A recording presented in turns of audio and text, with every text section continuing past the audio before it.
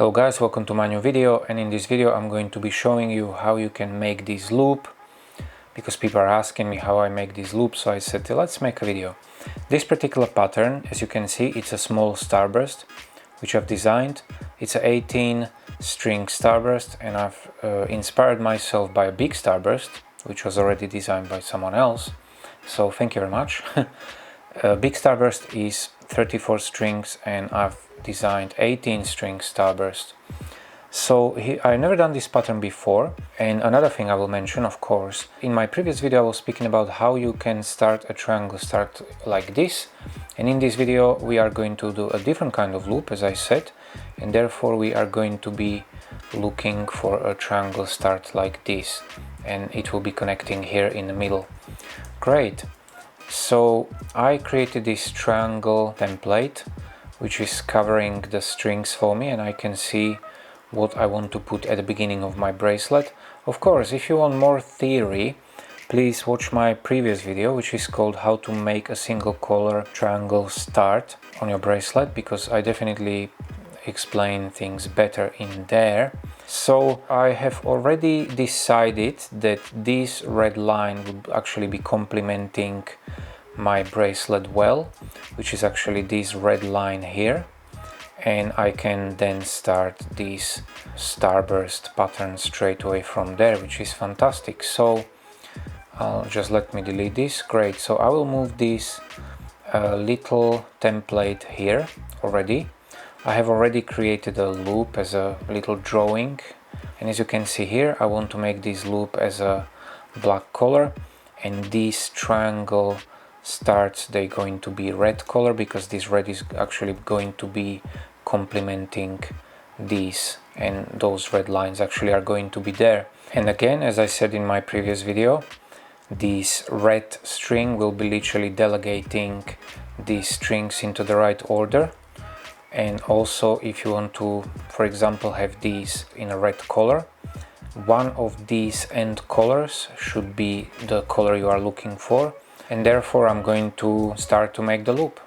So these are my strings ready for the bracelet, and people are usually asking how long are my strings. Okay, so the first thing is, I'm not a professional, so I can't really tell you, but for this particular bracelet I've selected 130 centimeter strings on one side, which is 51 inches.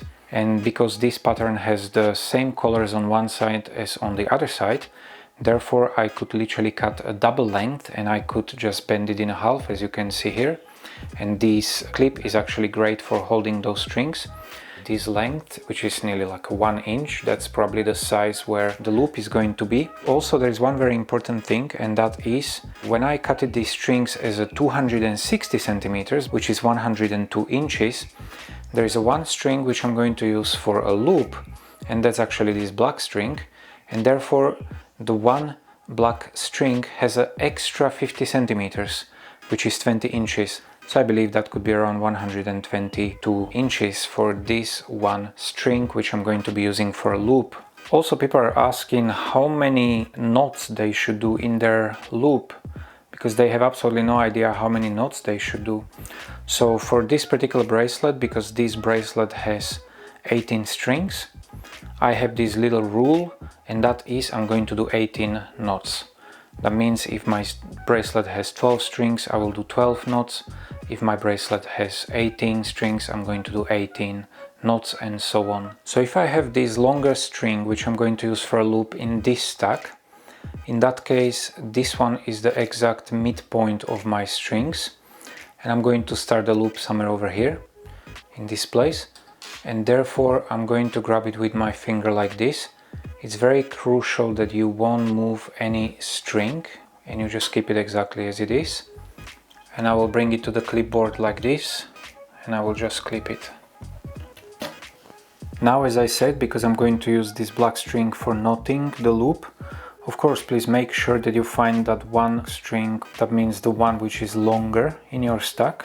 Make sure as well that it is the right side, that is not the other side. And please make sure when you're working with these strings, they're fixed properly with the clip and you don't move them, because otherwise if you make it longer on this side, you will make it shorter on the other side, and you can be actually missing out when you're going to be finishing your bracelet.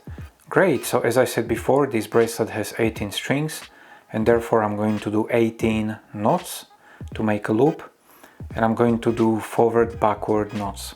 So right now I'm going to do 18 forward backward knots.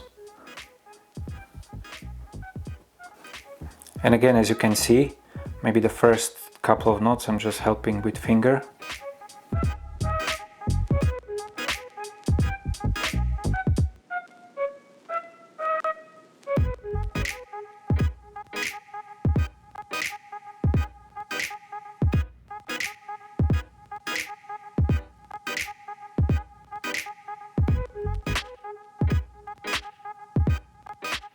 So we have created these, as you can see, this is our loop, even it's straight right now. So now I will show you what I'm going to do next. So as you hold it like this, you can see straight away that this one is going to be your right side of your bracelet and this one is going to be your left side of your bracelet. So I'm going to start with the right side of my bracelet. I'll just bring it like this.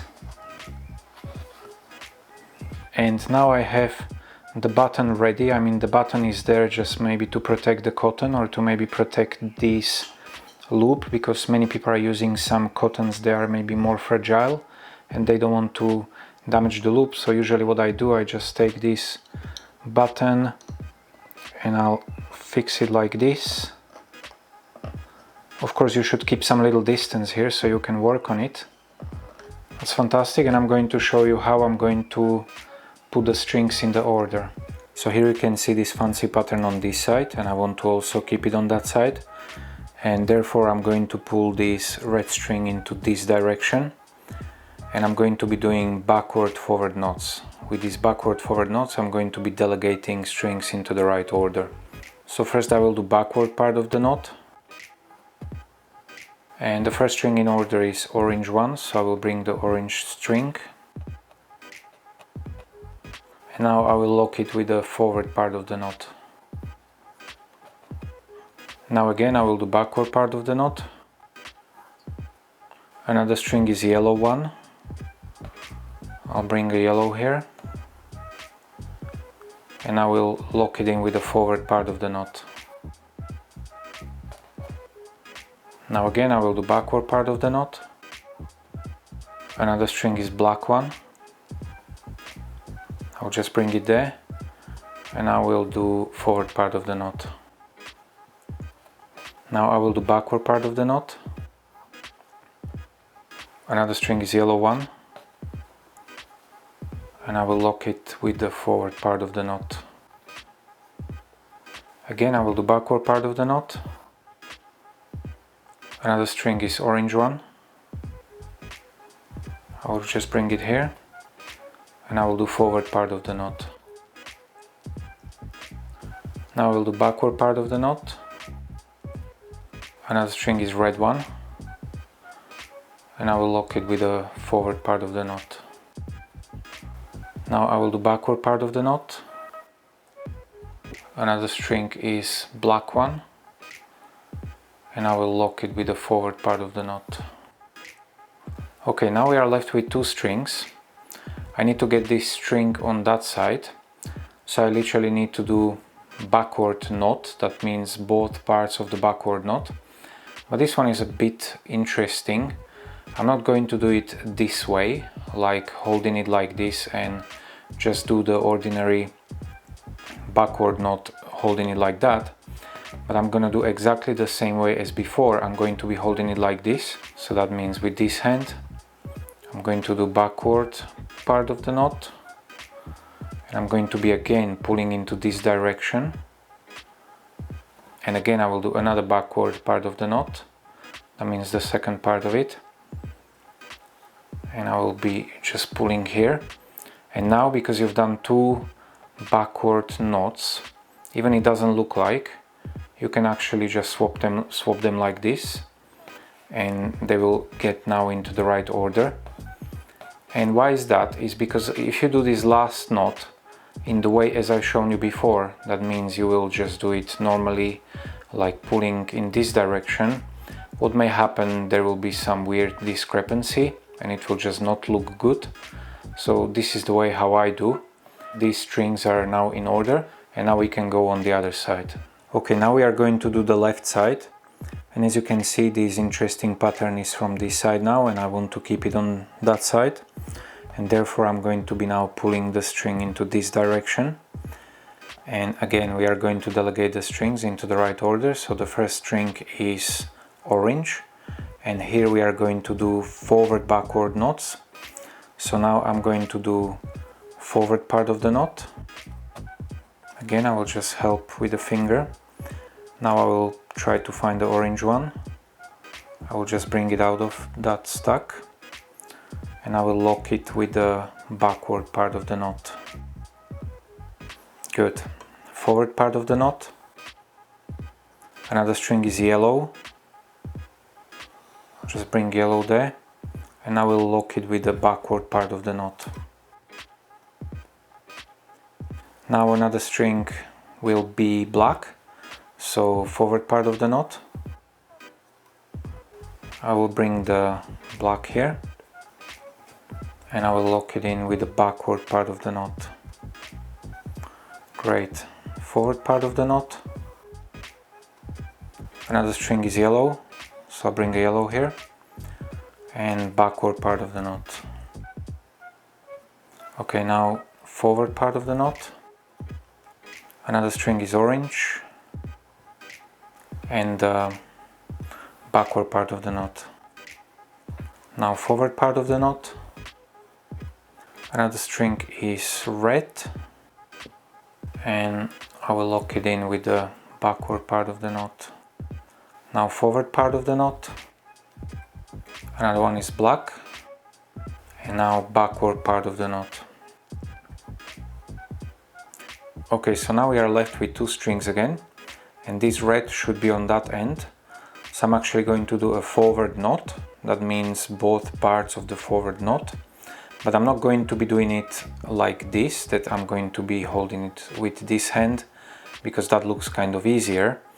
But again, I'm going to be doing it like this, and I'm going to do two forward knots, or two parts of the forward knot, but I'm going to be pulling into this direction.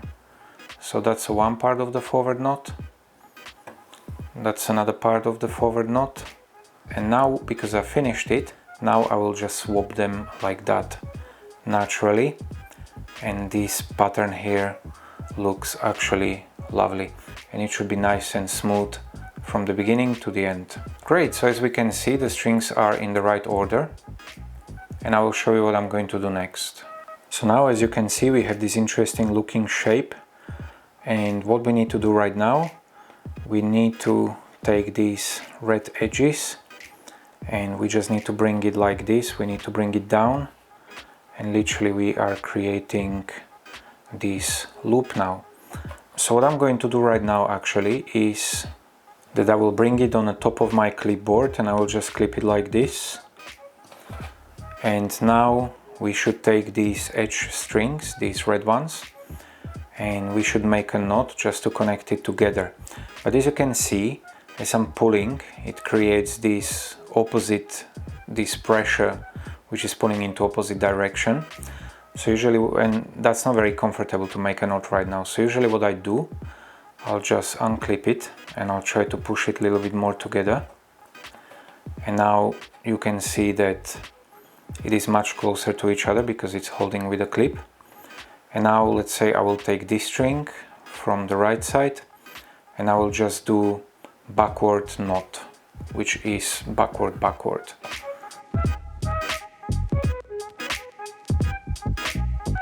Great, so you literally fixed it with the knot.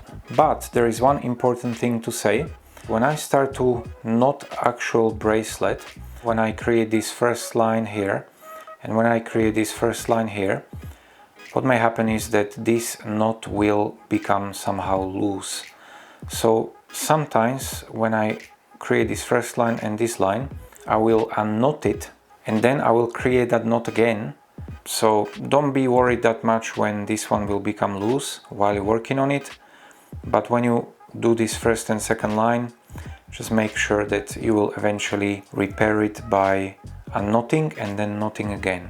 So this is the final result. And guys, thank you very much for watching. Please give me a like, subscribe, comment on this video, click the notification bell so you'll get an email when I release a new video. And good luck with your bracelets. Bye bye.